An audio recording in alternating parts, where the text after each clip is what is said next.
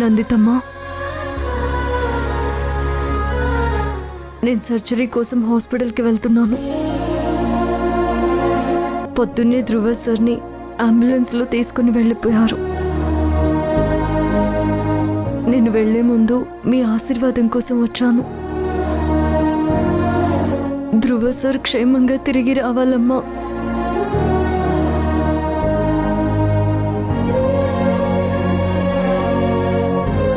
ఎందుకు భయం వేస్తుందమ్మా?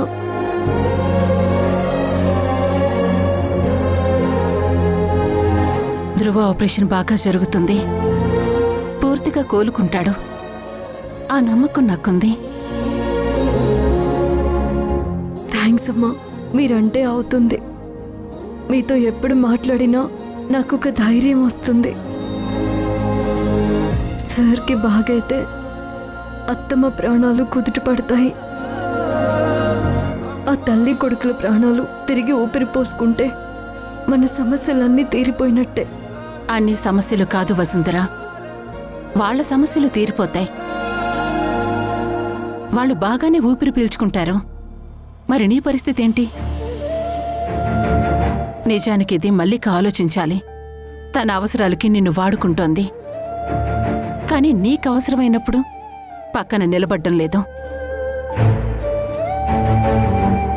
ధ్రువ సార్ ఈ పరిస్థితుల్లో ఉంటే అవన్నీ ఆలోచించలేం కదమ్మా.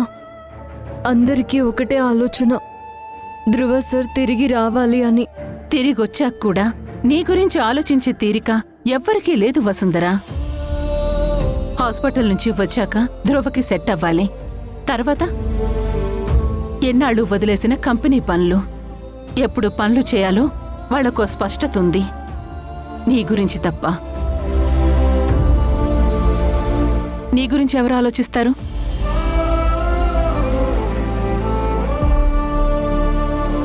మీరున్నారు కదమ్మా.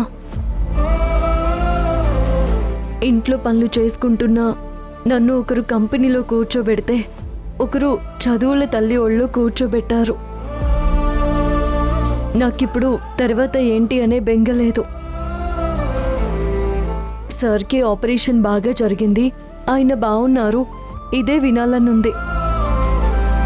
నా గురించి మీరేమీ బాధపడకండమ్మా. నీ గురించి బాధపడకుండా ఉండటానికి నువ్వు నాకు కోడలివి కాదు, కూతురువి. మల్లికలా నేను నిన్ను వదిలేలేను. అందరి గురించి పక్కన పెట్టు. నీ గురించి నువ్వేవన్నా ఆలోచించుకున్నావా? అమ్మా, నా మానసిక స్థితి ఇవన్నీ ఆలోచించేలా లేదు. ఒక్కసారి ధ్రువ సార్కి ఆపరేషన్ అయిపోతే అన్నీ అవే సర్దుకుంటాయి. నేను అదే అంటున్నాను వసుంధరా. అన్నీ వాటంతటవే సర్దుకోవాలి తప్ప ముందుకొచ్చేవాళ్లు ఎవ్వరూ ఉండరు. ధ్రువ కోలుకున్నాక కనీసం నువ్వు చేసింది కూడా చెప్పడానికి ఎవ్వరూ సిద్ధంగా లేరు. అసలు ధ్రువ నీ గురించి ఎలాంటి నిర్ణయం తీసుకుంటాడో?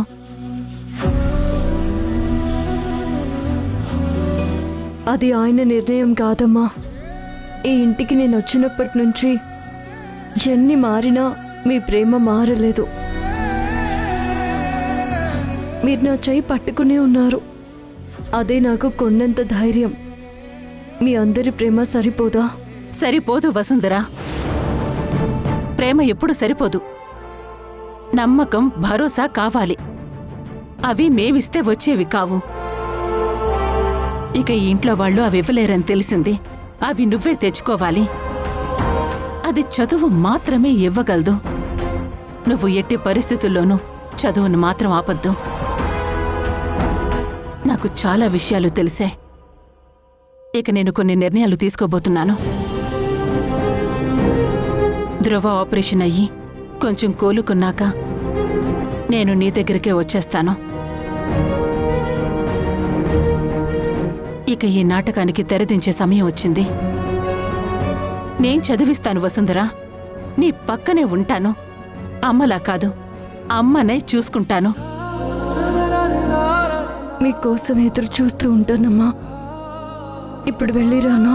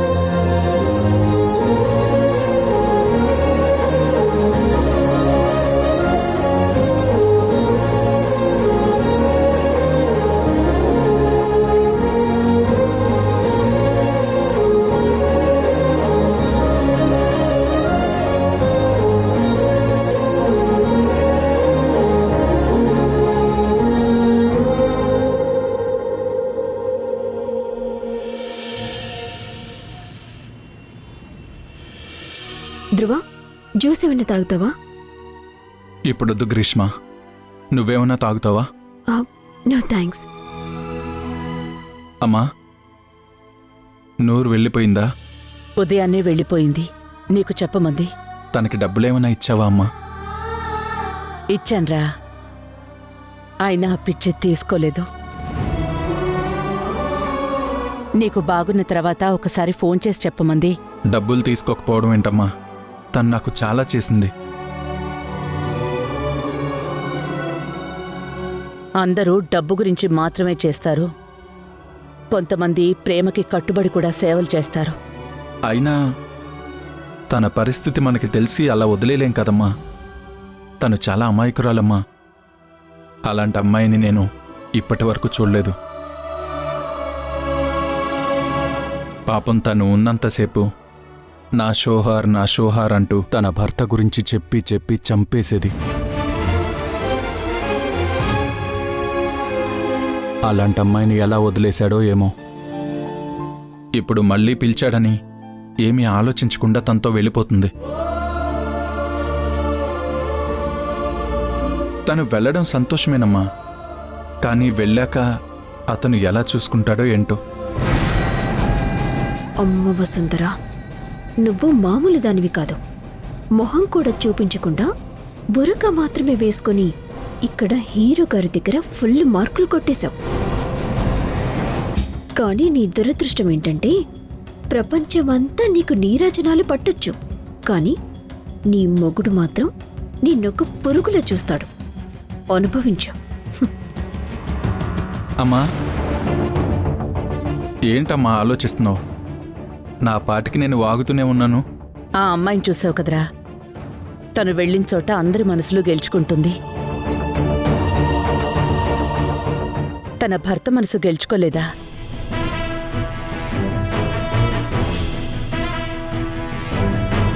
కొందరు దురుద్దేశంతో వాళ్ల కాపురంలో చిచ్చు పెట్టొచ్చు, కానీ అవన్నీ దాటుకుని చివరికి ఒకటయ్యేది కేవలం భార్యాభర్తలే. మధ్యలో వచ్చిన వాళ్ళు మధ్యలోనే పోతారు.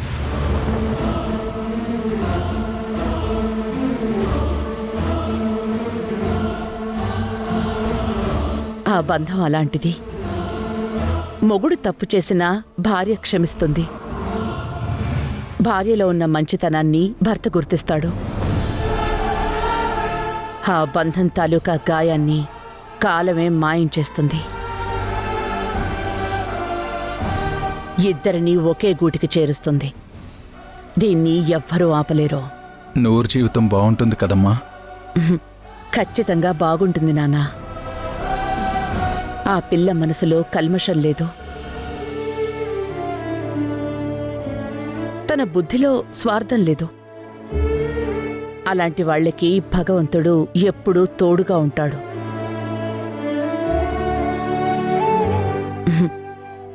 అయినా నిజాలు ఎక్కువ కాలం ఎలా దాగవో నాటకాలు కూడా అంతే.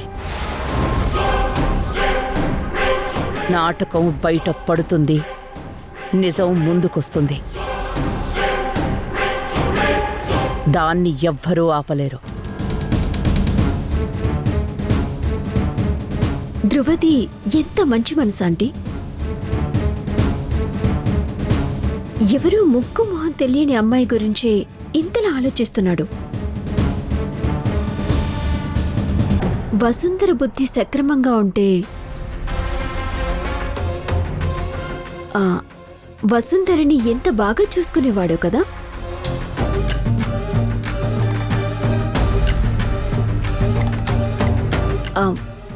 వసుంధర దురదృష్టవంతురాలాంటి. తనకి ధ్రువ ప్రేమ అందదు. గ్రీష్మ, రేపు ధ్రువకి సర్జరీ. ఈ సమయంలో వాడికి బీపీ పెరిగే విషయాలు చెప్పకో. తనని రెస్ట్ తీసుకొని నువ్వు కూడా వెళ్ళి నీ రూమ్ డీటెయిల్స్ తీసుకో. వెళ్ళు. Okay aunty. ధ్రువ, ఆంటీ చెప్పింది కూడా నిజమే. ఈ రోజంతా నువ్వు ప్రశాంతంగా ఉండాలి. నేను కూడా సెపరేట్ రూమ్లో ఉంటున్నాను. నాకేవో టెస్ట్లు చేయాలంట. ఈ రోజంతా అబ్జర్వేషన్లో ఉండమన్నారు. జాగ్రత్త గ్రీష్మ. సరే ధ్రువ.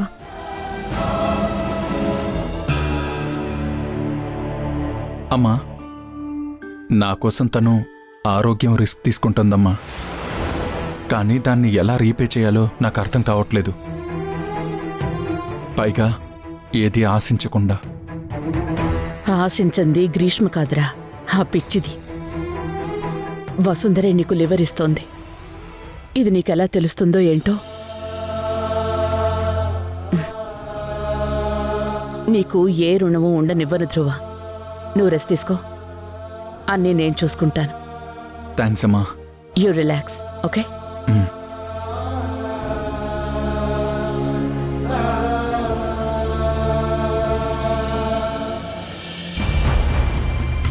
హాయ్ వసుంధరా.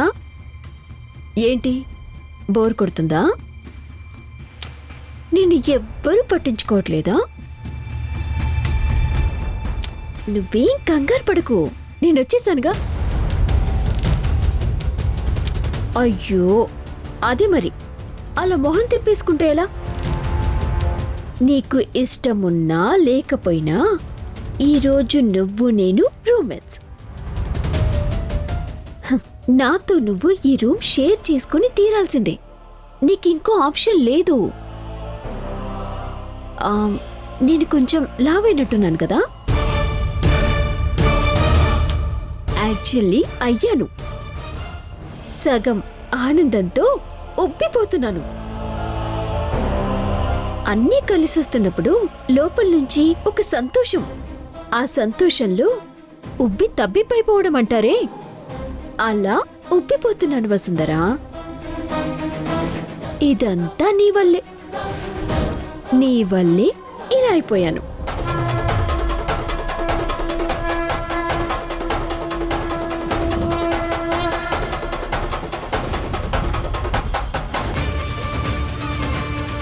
ఏంటి వసుంధరా, అది నా పీక అనుకుంటున్నావా? అలా నొక్కేస్తున్నావు.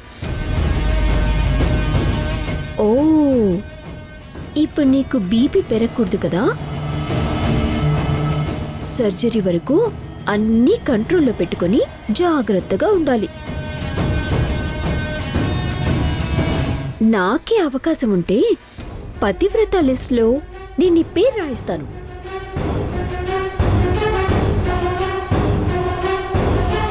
అసలు నువ్వు పైకే పోతే అరుంధతిలాగా ఒక నక్షత్రం అయిపోతావేమో. జోక్ చేశాను వసుంధరా, కొంచెం నవ్వు, టెన్షన్ తగ్గుతుంది. అయ్యో వసుంధరా, చిన్నప్పటి నుంచి నేనొకటి వింటూ పెరిగాను,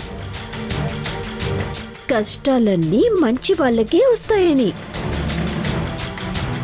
ఇప్పుడు నిన్ను లైవ్లో చూస్తున్నాను. అందుకే నాకు మంచిగా ఉండాలంటే భయం.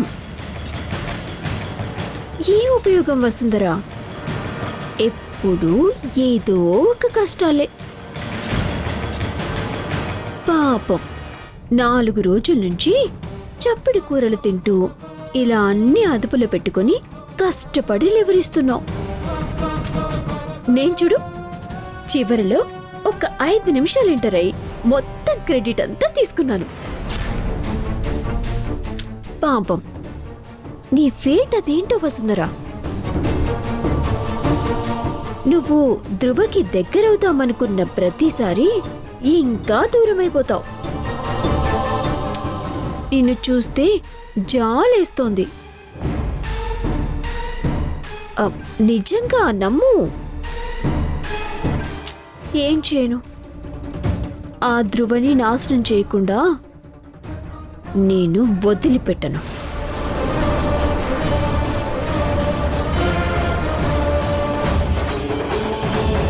ఇది ఫిక్స్ అయిపో. గ్రీష్మ, ఆయన జోలికొస్తే ఈసారి నిజంగానే పీక నొక్కేస్తాను. జాగ్రత్త. ఫైనల్లీ నువ్వు మాట్లాడావు, సంతోషం. చూడు గ్రీష్మ, ఇక్కడి నుంచైనా నీ ఆటల్ని కట్టిపెట్టు. రాజీవ్ సార్ చెప్పిన సంబంధం చేసుకో, సంతోషంగా ఉండు. ఈ కక్ష సాధించడాల్లో నీకొచ్చేదేమీ లేదు. ధ్రువ సార్ బాగున్నారు అనుకున్నాను కాబట్టి నిన్ను నీ వెర్రి చేష్టల్ని భరిస్తున్నాను. ఆయనకి నీ వల్ల ఏదైనా అపాయం జరిగిందని తెలిస్తే రాజీవ్ సార్ కాదు కదా, నిన్ను ఆ దేవుడు కూడా కాపాడలేడు. కాళ్ళు విరిచి చేతులు పెడతాను. మేడం, మీకు బీపీ చెక్ చేయాలి.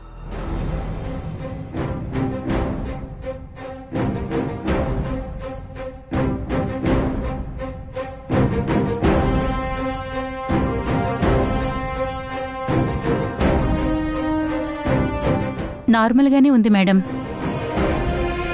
ఆయన సర్జరీ అయ్యే వరకు ఎవరెంత రెచ్చగొట్టాలని చూసినా నా బీపీ పెరగదు. ఆయన కంటే ముఖ్యమైంది నాకేమీ లేదు. మేడం, రేపే సర్జరీ. ఈ రోజు మేము ఫుడ్ పంపిస్తాం, అది మాత్రం తినండి. అలాగే.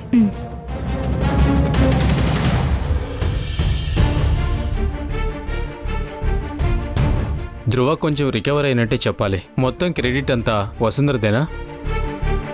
అలాంటి అమ్మాయి త్యాగాన్ని కూడా పైకి చెప్పుకోలేని పరిస్థితుల్లో ఉన్నాను డాక్టర్. ఈ విషయంలో మీరు నా కుటుంబ సభ్యుల్లా పక్క నిలబడ్డారు.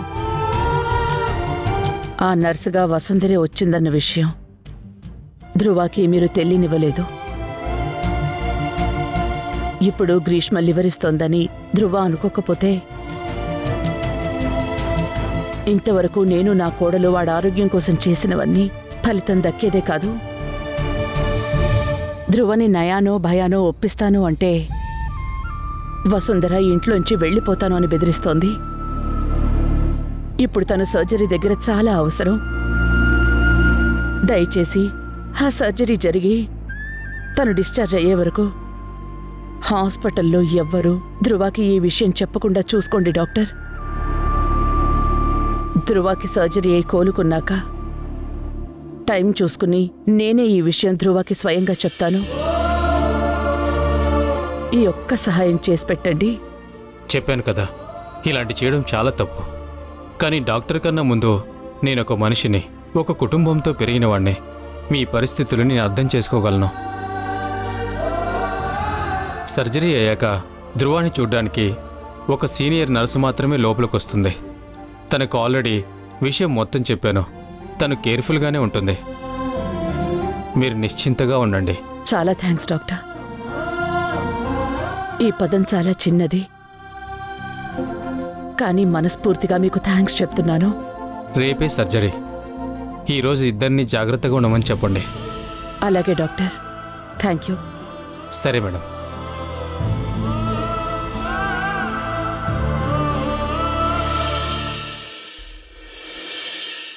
దేవుడా, ఆ పిచ్చిదాన్ని నువ్వే కాపాడాలి. అత్తయ్య, మీరు వెళ్ళండి, నేను వస్తాను. Okay madam. అత్తమ్మ, మీరెప్పుడొచ్చారు? ఇప్పుడే వచ్చానమ్మా. పొద్దున్నే గుడికెళ్ళాను. ధ్రువ సరికి బొట్టు పెట్టొచ్చారా అత్తమ్మ? లేదు, మొదటగా నీ దగ్గరికే వస్తున్నాను. మళ్ళీ నువ్వు క్షేమంగా తిరిగొస్తావు. సార్, సర్జరీ గురించి టెన్షన్ పడుతున్నారా? లేదులే, ధైర్యంగానే ఉన్నాడు. పైకి అలాగే కనిపిస్తారత్తమ్మా, లోపల మీ కొడుకు పెద్ద పెరిగివాడు. మీరు కుంకుమ పెడుతూ టెన్షన్ పడుతున్నావా అని అడగండి, అప్పుడు వస్తాయి మాటలు. మొత్తం విని టెన్షన్ పడకని చెప్పండి. నీకు టెన్షన్ లేదా? లేదమ్మా, చాలా ఆనందంగా ఉంది. ఆ ఇల్లు నాకు చాలా ఇచ్చింది. మీ అందరికీ నేనేమి ఇవ్వగలను చెప్పండి? ధ్రువ సార్ ఆరోగ్యం తప్ప. ఆయన క్షేమంగా ఉండాలత్తమ్మా, దానికోసం ఏం చేయమన్నా చేస్తాను.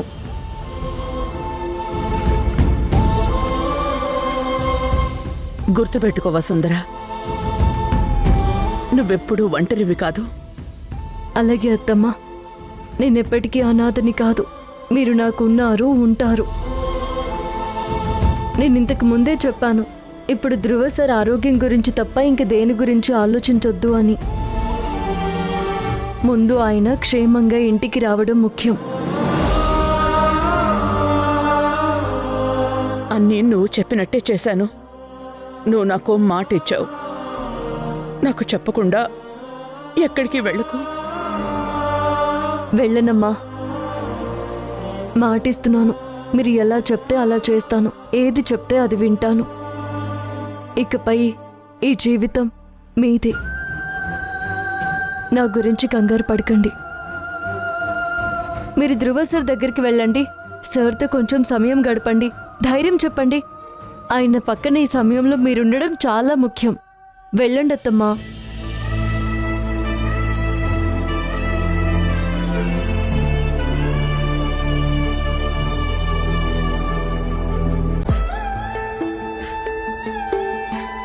గ్రీష్మకి కుంకుమ పెట్టావా?